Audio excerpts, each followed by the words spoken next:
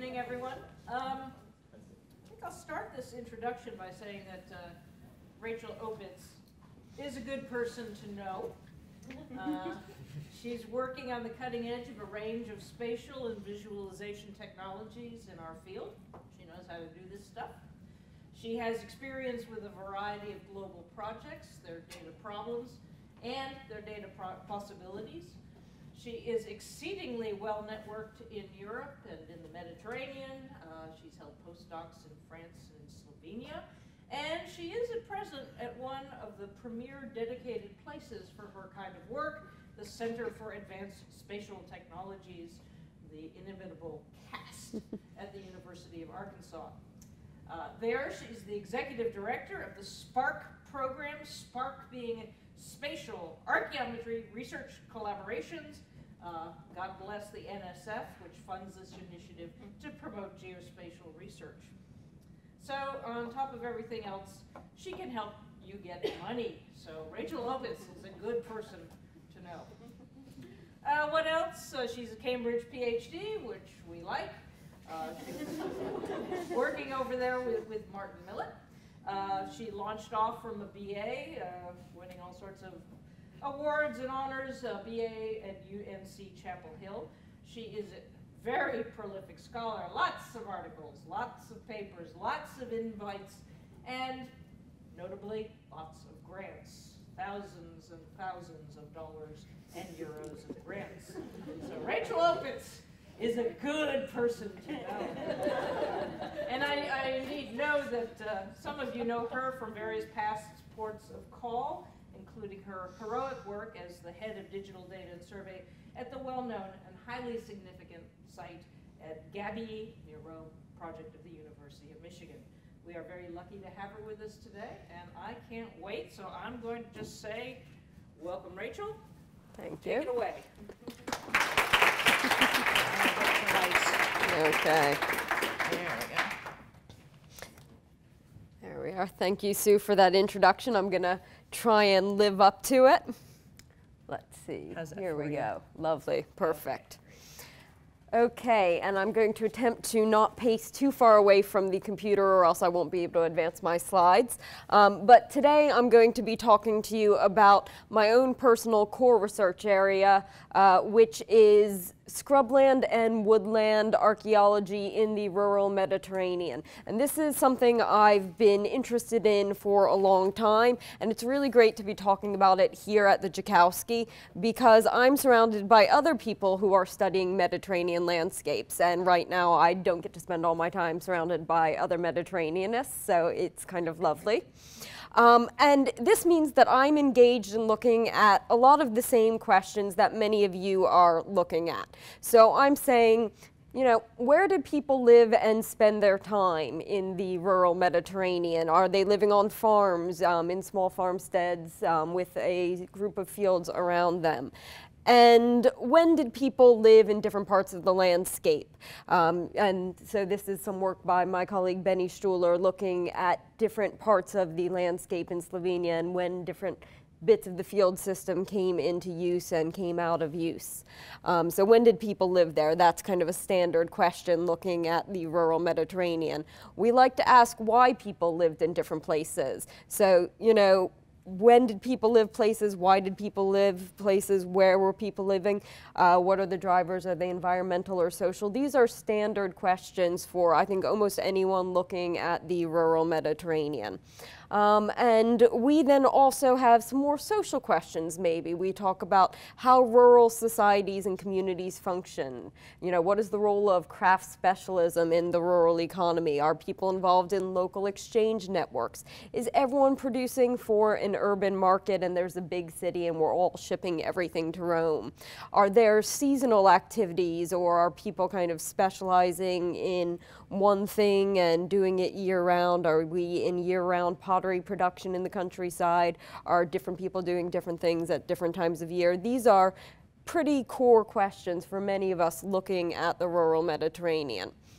Now, I'm going to posit that by and large, for most of us, our current picture of the rural Mediterranean really centers on agriculture. And if you look at this picture, indeed, there's a big agricultural area right in the middle. So that's my visual joke on this slide. But what you're going to notice, you laughed, that was very good. What you're going to notice is that around the edges, there is something else. There is a bit of a woodland. There's a little bit of a hill up here. There are some mountains kind of out in the distance, or maybe they're low hills. Depending on where you're from, you're going to have an argument over whether or not you think that counts as a mountain. So our current picture of the rural Mediterranean, really agriculture plays a big part.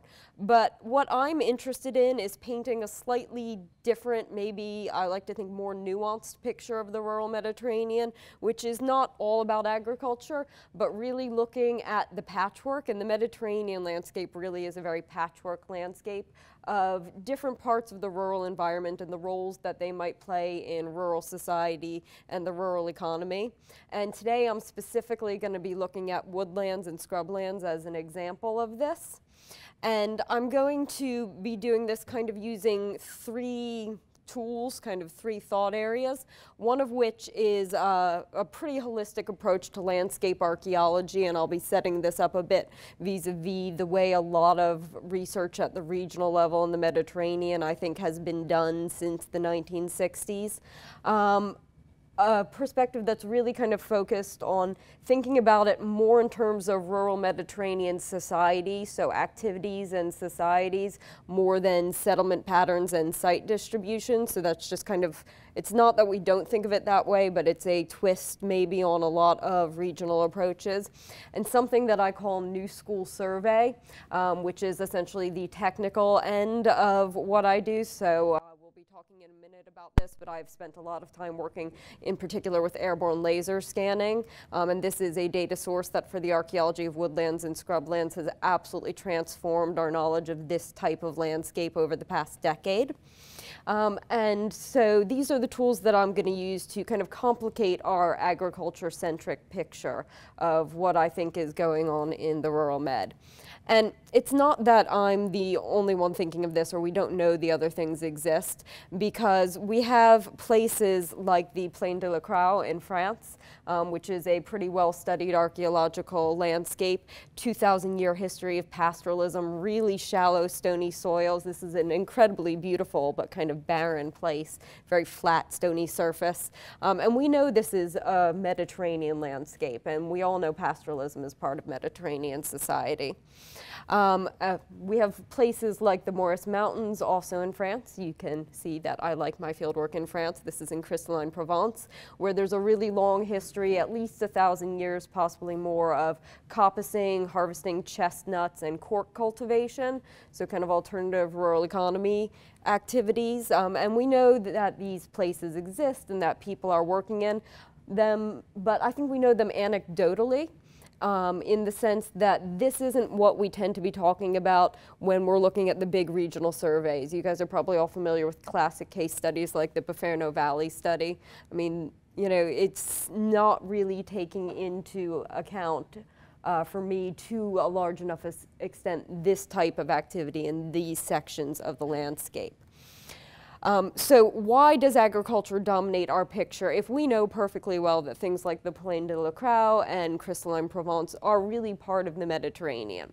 For me, there are two big things, and I'm going to start with one of them, which is I'm going to go ahead and blame a couple of our big ideas about woodlands and agriculture. So come with me for a minute on this one. So our ideas of rural society, there I think is a pretty strong idea, perhaps coming from history, and this is, you know, particularly going to be a thing for Mediterranean archaeology because we have roots in classics, we have roots in Byzantine history. A lot of people studying the Mediterranean have backgrounds in some sort of historical discipline, and you'll get statements that are coming out of the textual evidence that basically say, okay, you know, what's going on in the countryside. There are farms, there are villas, there's agricultural production, and it gives you this idea that rural society is about agriculture. If you think about reading about villas in the Roman world and villa agriculture, for me, the influence of the textual tradition and the classical tradition, the classics tradition of studying all of that textual material that really emphasizes things like the villa economy. This is in our heads. It's deep somewhere in the backs of our reptilian brains. And it's telling us that agriculture is really, really central to the rural Mediterranean. And that's part of what paints this picture of this is kind of, for me, the four main things that dominate our picture of what's going on in the countryside: olive oil, kind of grain cultivation, wine, and pastoralism. Pastoralism being probably the most minor out of these four, but this is, generally speaking, I think, what people think they're talking about with the countryside. And we have this idea that this is the rural Mediterranean. And this is what we hear about coming from the classical tradition. On the other hand, we have, kind of getting into my specific non-agricultural area, our ideas of forests. So what do we think of kind of as a modern society when we think about forests? We have this tendency, I think, to think of forests as natural spaces. I think most people in the Western world, unless you come from maybe a family or a region with a strong tradition of managed forestry, tend to mentally map forests to pristine or to nature or to the wilderness. In the US and Europe, certainly. And this is not unrelated to an idea that forests are scary wilderness places, right? So I like to show this because they did this amazing poll. 63% of people afraid of being in a forest alone, 41% of those very or somewhat afraid, so further on the afraid scale. You know, I mean, forests are not meant to be part of civilization. When we think about the nice countryside, we are not in the woods. You go into the woods and you're going to be eaten by the big bad wolf. This is really part of our cultural legend that we tell ourselves.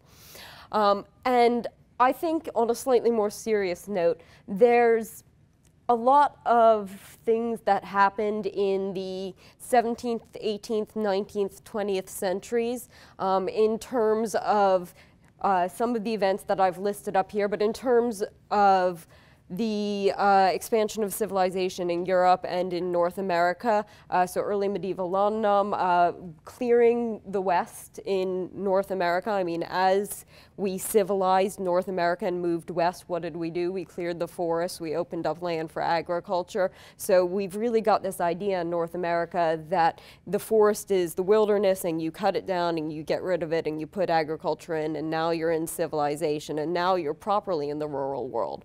England has a pretty strong idea of this as well, not just the enclosing of the commons in England and Scotland, which I have up there, but this idea that you've got these kind of beautiful landscape paintings. The whole idea of landscape painting is often, not all the time, but often showing kind of a farmed landscape, a controlled landscape, a cultivated landscape, and that's what's kind of considered aesthetically beautiful. It's the farmed valley, it's not the woodland. And I think that that is related to our idea of what the rural world looks like. There's a really interesting phenomenon in 18th century France where basically you've got the peasants, particularly in southern France, doing lots of economic activities out in the woodlands and scrublands that cannot be taxed. Because it's not, you know, fenced in land, it's not accountable, and the state does not approve of this because they are making money and they are not paying tax on it, and this is, from the state's point of view, a very bad thing. And so you want to kind of get people out of the woodlands, you want to get rid of the woodlands, you don't want economic activity happening in them, you want the economic activity on the farms, in the fenced-in areas around the towns, where it can then be profitable to the state. And so there's kind of this definition in the French legal code and in French thinking that what happens in the rural economy, what the real economy, rural economy is this agricultural production, because the state wants it to be the agricultural production. They want it to be the taxable stuff. They don't want it to be this other stuff that's going on out in Woodlands. So there's really, I think, quite a complicated intellectual history, number of strands that are creating this picture of the rural world that's much more about agriculture and not so much about what's going on in maybe some of these other landscapes. It's not just Woodlands, but that's my focus today. So we kind of have this dualism going on of things that are cultivated and uncultivated, things that are civilized, that's agriculture versus the wilderness and the forest, productive versus wasteland areas, places that are safe, that places that are dangerous, and we all know that dualisms are very rarely actually true. So I'm going to try and, for a little while, muddy the waters for us about what's going on in Woodlands. Because once we start to look at them, particularly archaeologically, I'm going to hopefully demonstrate to you today that they, in fact, form part of a very socially active and economically productive landscape. When we start to look in Woodlands, we find all sorts of activities. I'm just going to start throwing a few of them up here. We have cutting coppices, so kind of creating this small bore wood. Coppicing and pollarding, very important. A lot of people graze animals in Woodlands. Cows, pigs are fed in the forests. Charcoal making is a really important woodland economic activity. Charcoal is a major source of fuel for much of society, not so much maybe today, but right through the 19th century, the transport of wood to urban centers and even to agricultural areas, very important. Lime production, lime preparation, mostly in forests. Managed forestry in general, so the cultivation of large-scale timber, so kind of that old timber stock that's used for construction.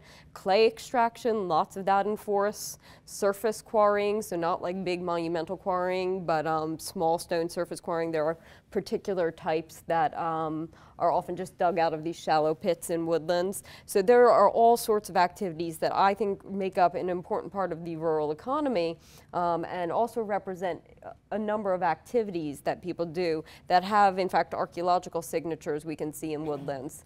And this doesn't even include all the stuff like gathering chestnuts and producing honey and kind of foraging and the collection of wild plants for medicines or dyes that don't really have as strong of an archaeological signature, but also definitely take place in Woodlands.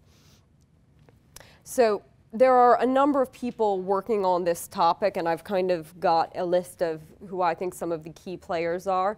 So Sylvain Bory is a friend and colleague of mine working down in southern France. We're going to talk a little bit more about some of his work. Philippe Laveau is kind of part of that same group. Rainer Schrag. Oliver Rackham is probably the most well-known scholar working on woodlands. Shipley and Salmon in the UK, Hamish Forbes, Archibald Dunn. Most of these people are historians. Because I think and working on kind of medieval or later periods, because there's better evidence for this. And one of the other things we are about to get into is that one of the reasons why archaeologists haven't worked on this very much is not because we're not interested in it, but because it's in fact really hard to see, so there are problems with the evidence. But before we get into that, I want to make one more suggestion about our ideas and why our ideas are complicating all of this, and it's that there is this idea that the forests, particularly in the Mediterranean and the Maquis areas, I'm sure many of you doing field work in the Mediterranean have encountered the Maquia or the Maquis or the Garrigue, depending on what you call it, are a wasteland, and that's a very 20th century idea. That particular part of the landscape is not productive and not useful for anything. And even though the historians have shown that these, in a Mediterranean context, these wastelands are definitely part of the local economy. Again, much like in France, where you have this situation where the woodlands were put out to be an area that shouldn't be part of the local economy because it's not very controlled. I think you have a similar phenomenon in Greece, Italy, Spain, the idea that you have these unregulated bits of the economy and this is somehow not desirable. It's not high prestige. And as you are colonizing new landscapes, this isn't something to be encouraged. You don't want kind of this wild cottage, unregulated economic activity happening. You really want people working within the canonical economy. So having kind of run through a number of ideas that are possibly problematic for addressing woodlands, I'm going to move to the second thing that I'm going to blame, which is our data sources. Which for me is really a series of problems about scale and granularity. So when we think about the techniques that we use for studying the countryside at large scales, what do? We use aerial photography, in some places more than others. Field walking is hugely important for the Mediterranean. If you're me, you're using LiDAR. Many other people are using LiDAR. We'll get onto what that is in more detail in a minute. Airborne hyperspectral survey and geophysical survey, major techniques for studying the countryside. These are all ways that we try and understand, and when I say at large scales, I mean kind of micro-regional and up. So, you know, we're not just trying to look at one farm, we are trying to look at whole blocks of landscape. We are also trying to look across large chronological scales, and so we have a number of techniques for doing this. At very, very large scales, we have paleontology, we have alluvial chronology, we have entomology. That's kind of at the environmentally large scale chronologically. But we also are looking from field walking at ceramics and kind of seriating and looking at the changing patterns of sites and settlements in the landscape and changing patterns in land use. And in particular for the Mediterranean, I think I will not get too much disagreement if I say that field walking is probably the primary source of new sites and new information on overall settlement patterns in the Mediterranean. And that if you look at the evidence that's coming from the Mediterranean field walking projects, villas and small farms are pretty dominant in the picture. There are other things, but these are two pretty important classes. So Sue's going to argue with me about this in a bit because there are lots of other special purpose sites, and we know that there are many special purpose sites, but there are also an awful lot of villas and farms in the data. So when we're studying using those data sources, our basic data are kind of the sites, off-site materials, features which structure the landscape. Maybe you're identifying some activity areas. You might be doing some ethnography or pulling in environmental data. All of that, you know, works pretty well for describing the countryside and gives us this picture we have that has some special purpose sites, but an awful lot of agriculture in it. And what it doesn't do very well is address rural landscapes preserved under forests, because archaeological visibility for air photos and geophysical survey to a certain extent, and certainly field walking, is absolutely crap in forests. I mean, you just can't see anything on the ground. And this is a really big problem for the Mediterranean because of this chart. Okay, dark green are areas that are forests and woodlands. Forests and woodlands represent a huge part of the landscape in a large number of Mediterranean countries. And it's not just like a randomly distributed grab bag, 30–40% of the land cover. It tends to be in specific areas. So a lot of uplands, a lot of kind of coastal areas. And the Mediterranean is also patchy, so you do have small bits of woodland in kind of the major agricultural zones, but we're missing big chunks of the landscape if we don't address this part of the data set. So I was talking a little bit about archaeological visibility in woodlands, and I just want to give you some examples of what archaeological features in woodlands look like, because I'm not sure how many of you guys have gone out into the forests and done lots and lots of surveys. Everyone can see the field clearance cairn in this photo, right? Yeah, everyone's like, yes, there's a very obvious, very large clearance cairn just back there. I would totally have spotted that during field walking survey. There's, in fact, an awful lot of upstanding archaeology in forests because it hasn't been subjected to mechanized agriculture by and large, and so the preservation is very good. So you get field boundaries, which are also totally obvious in woodlands. There it is, kind of just running out along there. You get lime kilns and charcoal burning platforms, also obviously highly, highly visible. So that is the remains of a lime kiln. and that is part of a charcoal burning platform kind of coming in right there. So the charcoal burning platforms, generally speaking, are just kind of a slightly darker patch of soil that you'll see on the surface. Lime kilns almost always have a double barrel impression, so you kind of have part of it there and part of it back there.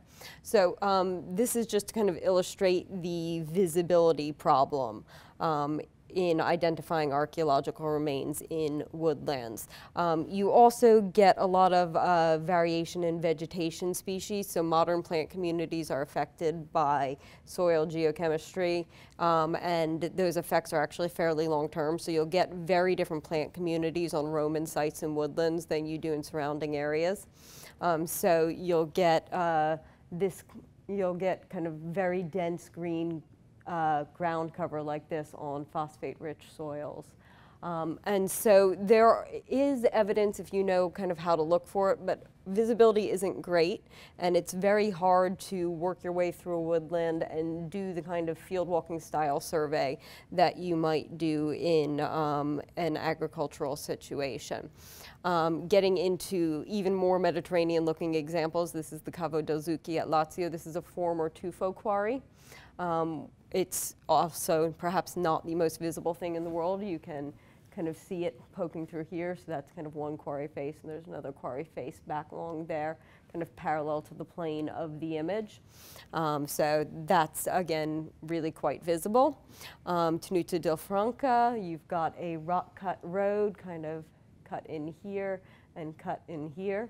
So all of these images are to say that the field walking approach, even in a sites and monuments pedestrian survey prospection sense, is quite challenging in a forested environment, even a relatively clear temperate forest or Mediterranean forest. And the more complicated your vegetation gets, the harder it is to, on the ground, recognize all of these things. It's not that you can't see them, it's that it becomes a very time-consuming exercise. And that makes it hard to work on these large scales that we're interested in. So techniques for studying the countryside at large scales that work in woodlands quite well. So again, kind of the same suite of techniques. The main ones for woodlands that I've been using in my own research, and most people studying woodlands now are looking at, are LIDAR and geophysical survey. And the kind of advances in these techniques are really what has, over the past decade, opened up woodlands and made them a part of the landscape that we can engage with. So I'm going to talk for a little bit about LIDAR, just for those of you who don't have background, and I'm going to talk about it using the phrase contextual topography from ALS. ALS is airborne laser scanning. It's the same thing as LIDAR. I use the two terms interchangeably. The idea being that with this data, you basically acquire the data, you treat it in various ways. That's the classification and visualization stage. And you then have to go through this whole process of fieldwork interpretation and analysis that you do cyclically with classification and visualization in order to really work with this kind of data and understand what's going on in your woodland. So what is LIDAR or ALS? For everyone who does not know, here comes the canonical LIDAR diagram that absolutely everyone uses because we all steal one another's illustrations. You have an airplane with a laser scanner on it that's essentially sending out a laser pulse on a regular basis that then returns to the airplane after it hits something. And that the strength of that return is recorded and the time of flight is recorded, and you can figure out the distance from the time of flight, and you essentially end up with a big cloud of points of XYZ coordinates that describe the shape of the landscape, and you know where everything's located because there's a GPS and an IMU, that's an inertial measurement unit, that tells you which way the scanner is pointing. And this basically means that from an airborne platform, you are getting a record of the ground and everything that's on the ground, so vegetation, bits of trees.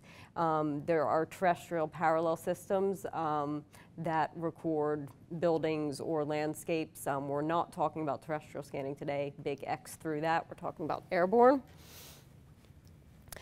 So you get this big cloud of points that essentially is describing the shape of the landscape. You classify that cloud of points.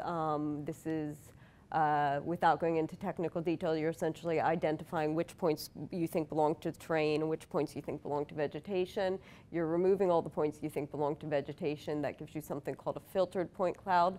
You interpolate that into a bare earth terrain model, and you then visualize it in different ways. I've just made that all sound very easy. It is, in fact, a little bit more complicated. Once you've done kind of those processing steps to your data, what you can start to see in LiDAR are all sorts of archaeological features.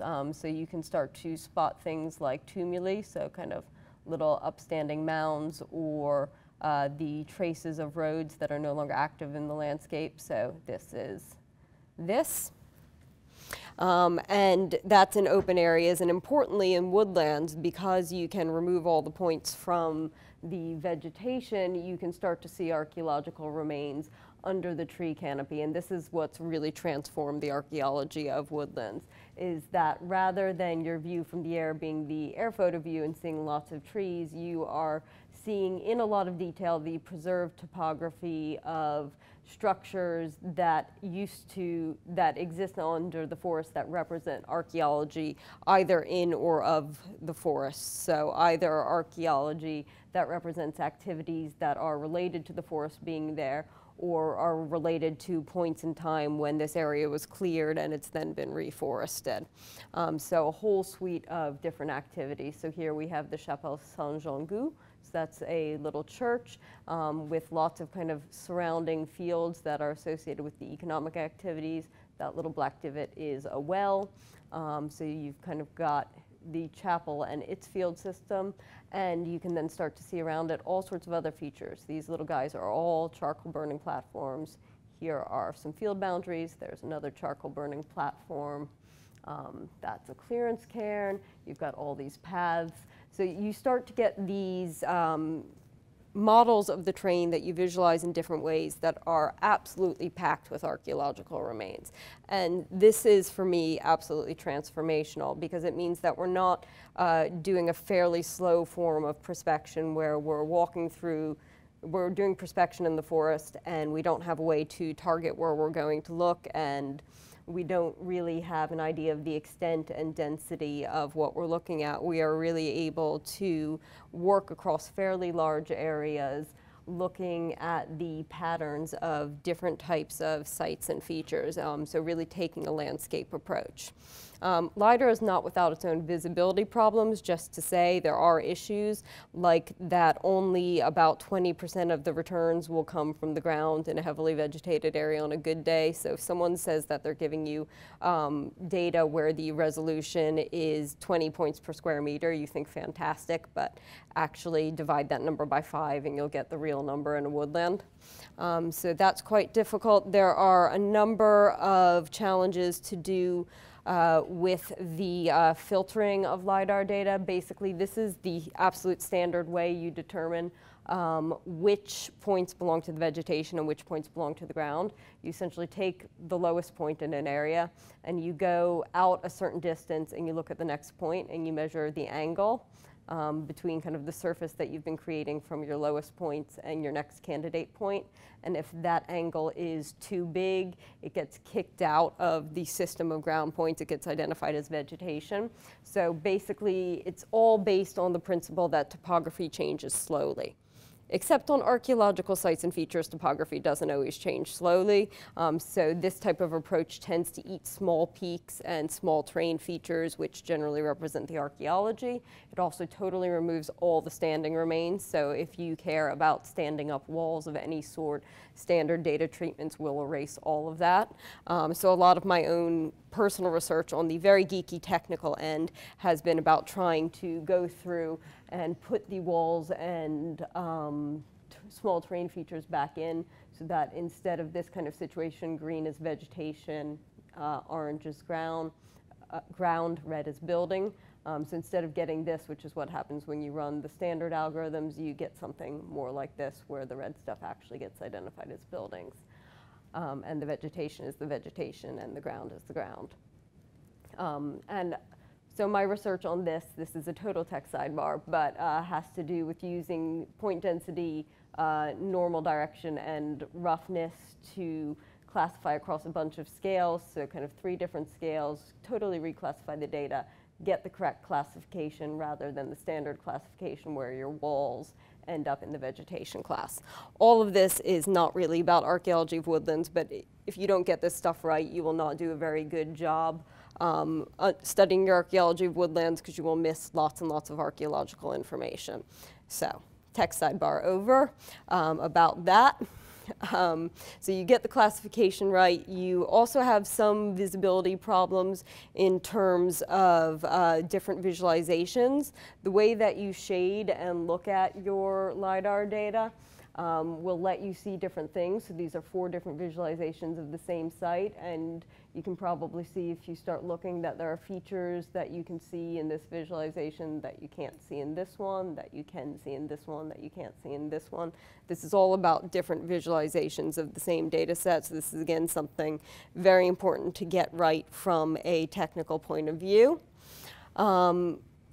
One more example for visualization. So this is something called trend removal. So if you basically take your LiDAR terrain model and this is your kind of detailed version of the surface, you can interpolate a generalized version of the surface, subtract it. So there's your generalized version, subtract, and pull out much, much more detail. There's an enormous difference in what you can see in the different models depending on how you do the visualizations. This again is something in terms of using LiDAR that you have to get right to do your archaeology of woodlands. And the reason why I tend to emphasize all of this is because LiDAR really is the sole data source, contextual topography, in terms of working back and forth with this data that we're using to study woodlands. And so I think it's important to be really robust in how we're approaching this data source. And we had 10 years of arguing over field walking methodology, so we get to give, 10 minutes of arguing over the visibility problems for this data source as well. There we are. Let me escape trend removal. And LiDAR really is topographic information. And so when we start trying to interpret this data, we find that we are essentially looking at the morphologies of a lot of things. So we're mostly looking at shape of forms.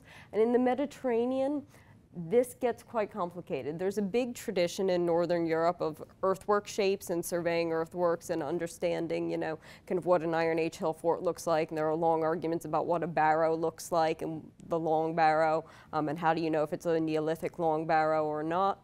And it varies regionally. I think in the Mediterranean, we don't have as strong of a tradition of interpreting topographic data. And so here we are. So this is a lovely bit of landscape that I like to use in teaching about how you interpret this type of data and study woodlands. We've got a Gallo-Roman enclosure up here. We've got an 18th century field boundary here. We've got another Gallo-Roman enclosure down here. What are all these squidgy little shapes within the enclosure? That could be house platforms, those could be subdivisions of space, those could be something modern that's happened on the surface. Actually picking apart the morphologies is quite difficult. These little double-barreled guys, those are the lime kilns. But you really have to put a lot of thought into the interpretation of this stuff. But the good thing is, in spite of these challenges that I've just outlined in terms of classification problems, visualization techniques, of which there are many, I just showed you a couple, and really learning to interpret archaeological topography in a Mediterranean context, we start to find all of the charcoal burning platforms in the LiDAR, lots of field boundaries, clearance cairns, charcoal burning platforms sitting on top of field boundaries. So there you go, you've got some topographic stratigraphy, as it were, so you can start to phase different activities. Surface quarries for de la lave stone, even more field boundaries, just lots and lots and lots and lots of stuff, all packed into pretty small areas. So again, here's that area we were just looking at, and we have everything from the Roman through the 18th century kind of all packed into one zone, and a lot of different activities represented, some of which for me represent in woodland activities, and some of which for me represent out of woodland activities. Now, what do I mean by that? So if we've got a Roman farm down here and another bit of a Roman farm or enclosure up here, probably this particular bit of area that is a woodland now was not a woodland at whatever moment those things are occupied. Fields and cairns, again, also clearance cairns, probably not woodland activities. Charcoal platforms and lime kilns, definitely woodland activities. 18th century communal boundary, we know that there was a woodland when they built that boundary because we have some textual evidence talking about this. So you have a situation where you can start to pick apart episodes of deforestation and reforestation. So, and for me, this is where things start to get really interesting, because we're essentially saying, okay, this area wasn't a forest during the Roman period, goes back into forest, maybe comes out of forest again for another episode of non-woodland land use, and then goes back into forest again. And for me, it's where we can start to pick apart these patterns by looking at a sequence of features that represent either in or out of woodland activities, that things can get quite interesting. We can also start to look at the intensities of different activities. So looking at not just a single charcoal burning platform, but hundreds and thousands of them. This is kind of a hotspot map for densities. And you can really start to see distributions of these features. So what does all of this mean for our idea of rural landscapes? Well, if you're my colleague Sylvain Barry, who I mentioned previously, working down in southern France, it's for me a sense of the scale and rhythm of the economic activities in the forests. So Sylvain's looking at a couple areas in limestone and crystalline Provence, looking particularly at lime burning, tar production a little bit, chestnut and cork forestry. And he's mostly focused on the medieval period. He's using a lot of written sources, a little bit of excavation data, so excavating charcoal platforms, lime production sites, and sites that are for tar production, and really investigating the idea of something called the incultum, which is kind of seasonality, so the use of very localized areas, so not permanently cultivated lands that can be cultivated, that are not economically marginal or geographically marginal, but kind of areas that shift in and out of different types of land use. And this is kind of a concept that is active in medieval southern France, and it's an economic space, and you know, you've got a whole set of activities in terms of acquiring food sources other than kind of core grain agriculture and plant resources, and it's a space you travel through. So he's, you know, starting to look at the idea that rather than just saying, okay, we know that there's an incultum and we know that there are these activities that take place temporally throughout the year, and that there's seasonality, we can actually look at the distribution of these activities. We can look at if they're located near the agricultural zones. We can look at the extent to which they're used, if their intensity changes over time. And this is really, for me, part of how we can start to engage with woodlands more archaeologically, and less just through kind of a generalized idea of the incultum. For the area that I've been looking at in eastern France, and yes, I realize eastern France isn't in the Mediterranean, but I think it's a good analogy. We are able to get a good sense of long-term patterns in the intensity of forest management. This is something we've been looking at fairly closely in the area around Besançon, which is in eastern France. So we've got the city of Besançon, which was Roman Vesontio. It's a Roman regional capital over here. And we've been looking specifically at the forest Chailloux. So kind of just up in this area here, that big green zone. And we've been looking specifically at the distribution of activities that really have to do with the forest economy. So all the green dots are charcoal platforms that we've identified in our combined field and LiDAR survey. All of the purple triangles are lime kilns. So starting to look at the spatial distribution of these activities and try to pick apart if we think it's multiple periods if we think it's single period. We've started a C14 datation program to try and date not all, but enough of the platforms and kilns that we can create some sort of chronology.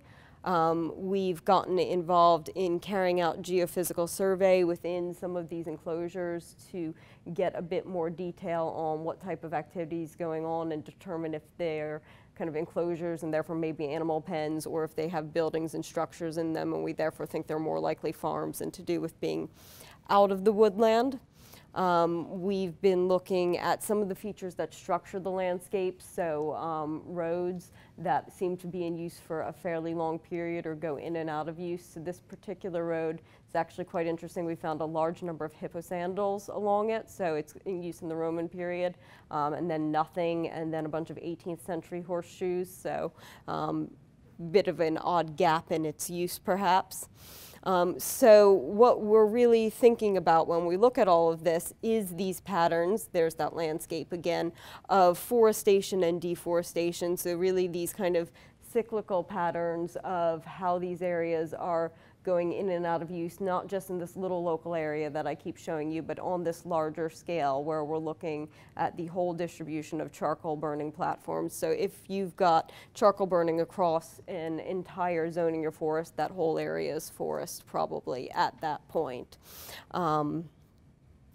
So we are kind of looking at this both locally and across the whole woodlands. So we've got bits where we've got field systems like this, so these are field boundaries, and then we've got little clearance cairns. They put the clearance cairns in because within the field, which is a little bit weird, it's to raise the temperature of the field in a really marginal area. If you put the stone piles in the field, it keeps at night the fields like 1 or 2 degrees warmer, and if you're trying to do in a pretty marginal space a bit of crop growing, that will actually bring the temperature up. So we've got right here an area that is that has an activity that is taking place very much outside the woodland, but then right here and right here we have 2 charcoal burning platforms, so we clearly, after the out of woodland use, have woodland coming in, and it's woodland long enough that we can then have charcoal production. So again, we've got a bit of chronology building up there because you need the forest to regrow to a certain point to have the right type of wood and enough of that wood to then be going and making charcoal.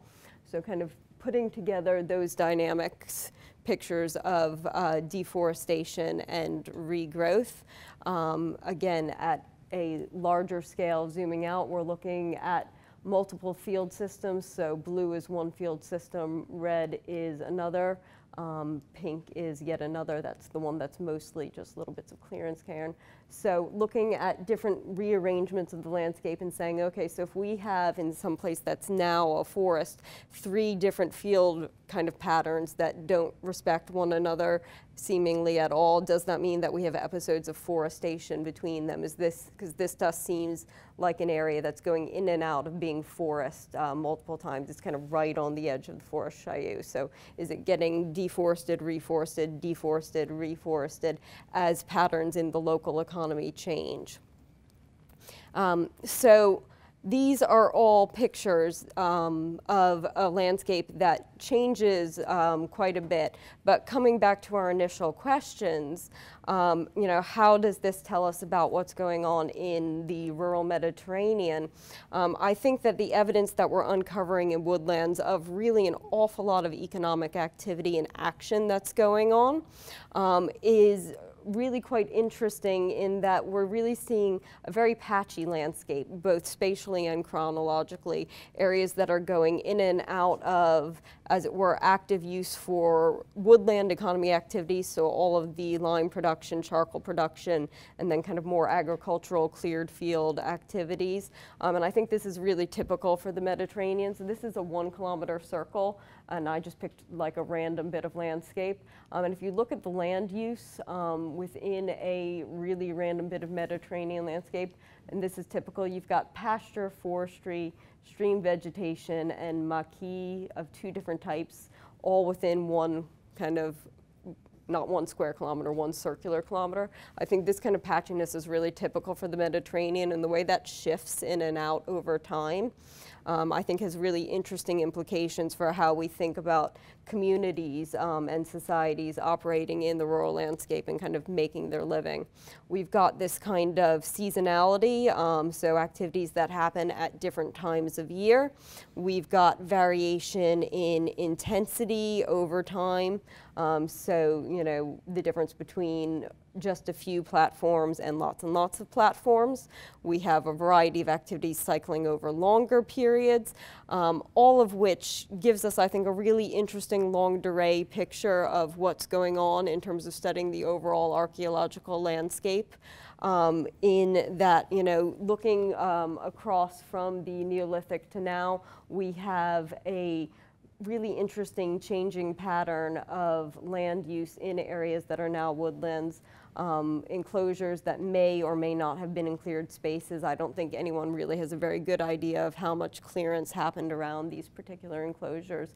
Roman period, definitely not in the woodland. Medieval, definitely in the woodland. 18th century, very definitely in the woodland. Lots of charcoal burning platforms.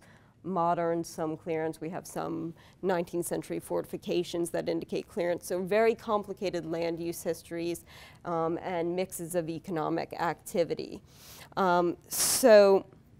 In the way that I'm now approaching kind of these Mediterranean landscapes, by really kind of taking a pretty holistic landscape archaeology approach, looking at lots and lots of different features, not really very many sites, thinking about it in terms of society and activities, and using these new techniques, I'm coming up with, I hope, a slightly more nuanced or at least slightly different picture of what's going on in Mediterranean landscapes, hopefully pushing us all to change our ideas a little bit about what's going on in Mediterranean landscapes and rural society.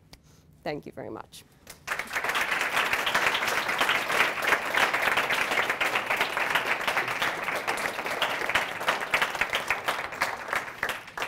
So I went a little bit longer than I meant to, but I'm very happy to take questions. That's quite all right. No, I was just sitting there smiling because my first archaeology was doing test pit survey in western Massachusetts in forested environments, and my second was bashing through Maquis in Greece. And so, were you having flashbacks? Anything that gets us out of that is all right with me. Questions? Sheila first, because I know you have to go. Yeah. Thank you so much. I learned a lot, and it was such a thrill to see France on screen. Someone besides me showing France on screen. So, my question is about water management. Whether you've seen any evidence, archaeological evidence of weirs, barrages, or whatever those are in English, I guess, barriers, bridging, etc., as part of forest economy, because that's one thing I've been looking at. Not in the Forest Chaillou. The Forest Chaillou is a bit weird because it's a karstic landscape, and I don't know if you guys noticed those really round, big depressions. Those are dolines. Does everyone know what a doline is? Big karstic sinkholes. Yeah, it's the same thing. And so a lot of our water ends up kind of draining into the dolines and kind of seeping through there. Although weirdly, I think that's where all the Bronze Age archaeology is in this forest, but that's probably a separate discussion. But in some of the other woodlands we've been looking at, my colleague Muriel Leroy has been looking at woodlands out in the Lorraine, and they're finding more evidence for certainly diversion of streams towards certain areas in the forest where they're trying to remove water from other areas because it's waterlogging the soils and they can't do managed forestry, basically. So that is the idea. Felipe. So you began with a critique of traditional field walking methodologies, and you pointed out that sort of the finding of too many villas. But then when you showed your own sort of powerful approaches to the landscape, the types of traces that you're interested in are basically the same that would be found by field walking, so cairns and boundaries and quarries and these things. And so my question to you is, have these powerful methodologies changed the types of questions that we can ask, or is it just a question of having more space that we could not walk? I mean, or walking from the comfort of, I don't know, standing in front of a computer. So I think that I would argue that broadly, there are some of the types of features and traces that I showed here that you do get in field walking. Certainly the quarrying and the cairns and the field boundaries are well represented in the agricultural landscape. I don't think that the lime kiln, charcoal burning platform, things that are clay extraction, things that are perhaps a bit more specific to forest economy are as well represented in the field walking agricultural landscape record. So you can correct me if you're wrong, and you've in fact been finding lots and lots of charcoal burning platforms. Nope. But you're absolutely right that there is a mix in that the features that represent the agricultural landscape or agricultural zone, kind of cleared zone activities that are now preserved under woodland. So that for me is the same set of features, and what it's telling us about at that point is the changing dynamics of where the limits of the forest are at different periods, which for me then is a way of starting to look at the balance in the overall rural economy between maybe activities that are associated with forestry and activities that are associated with agriculture, and how intensively a landscape is being used for agriculture at that point. And so that's kind of one aspect of things, and that in my head is the archaeology in forests box. And then there's archaeology of forests, so things that are specifically related to the woodland economy, and that really is the charcoal burning platforms, the lime kilns, the small surface quarries that I think are very kind of specific to what's going on in woodlands, and that I think we don't have in the other part of the record. And so, yeah, they're kind of two separate problems. I don't know if that answers your question or not, but. John, thanks. So I thought you made a really interesting and strong point that I agree with. When you were comparing that very strong tradition in Northwestern Europe and in the United Kingdom in particular of classifying landscape monuments by morphology. Mm-hmm. I mean, that's been going on for decades and decades and decades, and we're really, really good at it. Not so much in the Mediterranean. On the other hand, you were showing lots of slides where you were quickly scanning over with your laser sorry about that. Well, here's a charcoal burning platform. Yeah, here's this, here's that. The other, right? So, do you well, so there's two questions really. One is, you know, because you and I are working collaboratively, we've had this conversation a little bit. Yeah. ALS people tend to be allergic to the term ground truthing for reasons I don't quite understand, number one. Number two, do you think that we are at, or we will ever get to the point where it will be possible to look at some of these very complex, imbricated, diachronic landscapes and just know what these things are on the basis of morphological classification alone? I am a big believer in going on the ground. Now, we don't like the term ground truthing, which is why I've invented contextual topography as a term. Because the idea, the argument is that the term ground truthing implies that if you can't see it on the ground, it's not true, or that anything you see on the ground is more true than anything you see in any other data source. And there are legitimately times when you go on the ground and you can't see anything, and it is still a real feature and it's visible in the LiDAR. So that's why we're allergic to the term ground truthing, as John knows, but for the rest of the group, and because Dave Kelly yells at me when I say it. But I don't think that we will ever really be at the point where you can just look and be 100% sure. But what I'm always aiming for with this kind of survey or this kind of approach is that you should be able to go and check a small controlled sample of what you have, get an idea of what certain things look like, kind of get your eye in, and then really be reasonably confident working from the data from the LiDAR models for the larger part of the landscape. So you're kind of building your mental calibration chain. So I mean, when we first started looking at the data for this area, we didn't know what the lime kilns looked like. But once we went on the ground and we saw 3 of them and they always looked the same in the imagery, we went, oh, that's what lime kilns look like, at which point you just zip through the imagery identifying the other 900 of them that are sitting around. And you don't want to go and visit all 900 on the ground, but you do have to go and visit 3 to 10 to make sure that you're not, you know, misidentifying things. And I think that is integral to the practice of doing this. And there are always going to be some features or situations where you're going, we don't really know what that is, and you are going to have to go on the ground and look at those things. But it's really a question of the scale at which you're trying to work, because for me, the interest of this is being able to look, you know, yes, we've long been able to do woodland prospection slowly with field walking on the ground of a certain pedestrian survey sort or test pitting, but that's a really slow approach. You can tackle small areas of landscape like that. And for me, if I'm trying to shift our picture of the rural economy, we need to be doing hundreds of square kilometers at a time. Christina. Yeah, it's really fascinating. I wondered, I'm familiar with other projects that have been interested in recovering the ancient landscape, and most of those started before LiDAR came along, and they went into the ground. I mean, not just ground truthing on the surface, but going into the surface and doing just local taking cores and samples like that, and getting the biological biography of the landscape. And I haven't heard that much about. You had one slide for sort of paleontological stuff came flashing by. But to me, it seems like both of these would be a really powerful approach to.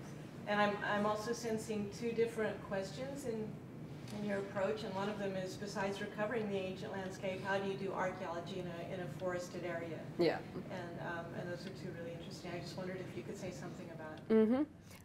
So in terms of the paleontological data, this is something we've been working with some of our colleagues in Besançon in the Chrono-Environment department, which is a really strong department for paleobotany and paleontology. So it's fantastic. We have really talented colleagues there. So looking at the environmental evidence, and one of the things that's become pretty clear to us is that that kind of evidence works on a very different both spatial and chronological scale than what we're looking at here. Because even I think in a fairly good situation, if you have your catchment area for pollen, you guys all can now cast your brains back to undergraduate or master's or whenever you last studied this. But your catchment area for most pollen types is pretty big. So it's hard, I think, to talk about what's going on very, very locally and at pretty fine chronological scales based on the paleontological evidence. So that's kind of giving us a broad brush characterization of what's going on. But for me then, if we can start to pick apart specific areas of the landscape that, because we can see certain types of features we know are at specific moments coming in and out of woodland, that's going to let us nuance the paleontological data. You certainly have to look at the two together, and in many ways I think we're getting helped out chronologically by looking at what's going on in terms of the pollen data, because one of the big problems with any remote sensing data is source is chronology. I pointed out a couple moments where we could see relative chronologies, but then kind of pinning that and trying to match it with what you can see in your pollen data or another data source is definitely a line that we're pursuing and is fruitful. I was also thinking of taking core samples, you know, at regular points. Yeah. Which is something that's common, I think, but I wondered how that would match into, or how you could map those. Yeah, you could start doing coring and studying the pollen, but again, I think in terms of the area that you're trying to cover, it's not something we've actively pursued. It's certainly something that would be interesting to pursue. But I think you would again be playing the game of trying to pin down a few locations, doing that, and then extrapolating out to the larger picture that you're seeing. Not sure if I remember your second question. It was just that was just sort of like, this seems to sort of have like two different questions that you're working at. One of them is recovering the ancient landscape and its development. The other one is actually working in a wooded landscape. And that wasn't really a question, it was more of a comment that I find fascinating because it's nice. We have shade. Peter. I was just staring at this slide. It sort of makes me realize that, well, I thought on the first to begin with, I think you're absolutely, with this new technique, it's really fascinating how there was been a long-standing problem, sort of archaeologists sort of surveying uplands where they got literally stuck in the macchia, or the machetes have to come out. That's always a big problem. So that's a big thing. But if you look at this picture, so the forest starts on one end, and so from the fields you get into the forest. But then if you continue going upslope, the forest ends yeah, or you sort go of above the peters out tree line. in some way. And one of the fascinating things is perhaps sort of, well, on the one hand, it's looking through the forest, that's one thing, but also the scale that you're able to cover, and how far can you sort of deal with this changing vegetation when you get from dense forest cover to sort of, well, little bits of maquis, as you've been sort of talking about a lot, and all these variations of maquis that are everywhere, but then getting moss and grass cover or rock falls and denudation, all these sort of, when you're getting further upslope. Because that upslope area is just as much part of that economy that you want to try and track within the forest. It's sort of, it goes out to forest on the lower side, but also on the upper side. Yeah. No, you're absolutely right. And the uplands are very tricky as well for a couple of reasons. One, not that they don't appear in the data, but again, I think we're very bad at recognizing the morphologies of the activities that happen in those upland areas. Certainly you will successfully see like stone-built enclosures for animal pens, and there's a lot of pastoralism in uplands, and you will definitely see that in LiDAR if they're still on the surface. Telling the difference between the recent ones and the older ones, I don't know what to tell you, because unless the morphology has changed a lot, that can be a really, really difficult problem. The upside is you can spot lots and lots of them, and you can then kind of go to them in a targeted way and start to do some dating. But the data itself is kind of agnostic to the vegetation cover, or at least, you know, everything's even easier if there isn't lots of vegetation because your point densities are higher and you have a clearer model. One of the other big challenges in uplands is this business of rockfall and erosion, because the topography has therefore changed substantially. The preservation maybe isn't as good, so it really kind of depends on that situation. But they are certainly areas that we can look at with this data source.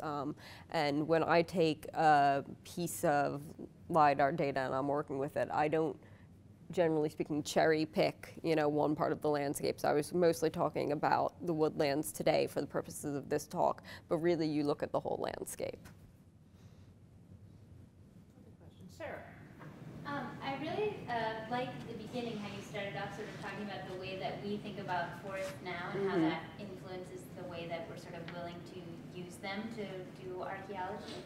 And so I was wondering, with sort of the cycles of forestation and deforestation that you talked about, and also the sort of different kinds of usage of the landscape, what that tells us about maybe changing perceptions or of sort of the ideology or symbolism of the forest for the people in the past, not just for us. Yeah, so yeah, that's really interesting.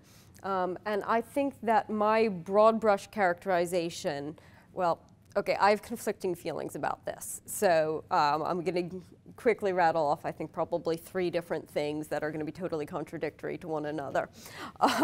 One is that obviously forests and maquis areas in various periods in the past, from the, as far as I'm concerned, the Iron Age and possibly earlier, but I'm not very comfortable much earlier than the Iron Age, so I tend to not talk about it. Right up through the 19th century, people are actively exploiting the forest, and they think of it as part of their economic landscape. And so it is productive and important, and people own woodlands, and people go out and do things in the woodlands. So you have all of that, and so people's perception of it isn't our perception today. And so part of me says that this idea, this romantic idea of forest as wilderness or forest as scary, really is 17th, 18th, 19th, 20th, you know, century thinking, depending on where you are and what society you're in. On the other hand, you've got stuff like, I'm going to get my Roman author wrong, so there's going to be a classicist in the room who's going to correct me, but who talks about the Monte Cimino area and the Ciminian forest and how scary it is, and how it's full of wolves, and the Roman generals don't want to go in there, they want to go around it. There's some obscure bit of text talking about like it being a dark and dangerous forest that's full of wolves and monsters. Oh, I'm not the only classicist who doesn't remember who said this. Okay, so we're all going to forgive one another. Okay, this is never leaving the room. Nobody knows who said this. But you know, there are ideas. you know, from the Roman period, that woodlands are scary places and dark and full of monsters. And the other thing that I would reference is kind of older folk tales and kind of oral tradition. So if you look at, particularly at Italian folk tales, I love Italo Calvino's collection of folk tales.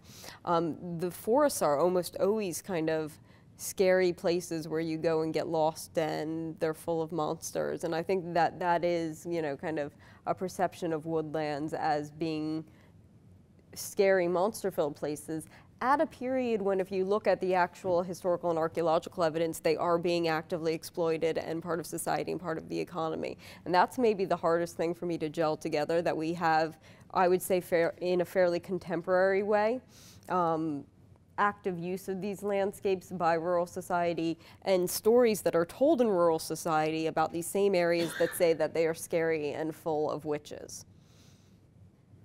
Do you get that duality in Greece, Graham? I'm trying to, I mean, certainly they're using the Escapii, but, you know, yeah, but there's Pan, you know. There is voicing woodland. The famous example is Philippus in the Demosthenes speech, who has threshing floors, but he's also getting per year 4,000 drachmas worth of revenue from exporting timber into the city. And that's not necessarily presented in a negative kind of way, but forests can be other, and they're often distant and not civilized, because it's not agricultural. So sometimes that duality is because agrarian cereal cultivation is kind of standard. So there are lots of issues there, but some of them are explored in that Human Landscapes edited volume that you directly refer to. Other questions? Brief moment of silence for Oliver Rackham. Yeah. It was a loss. I vote that we thank Dr. Rachel Opitz very much, and follow up with more questions outside over a glass of wine and some cheese. So, Rachel, thank you.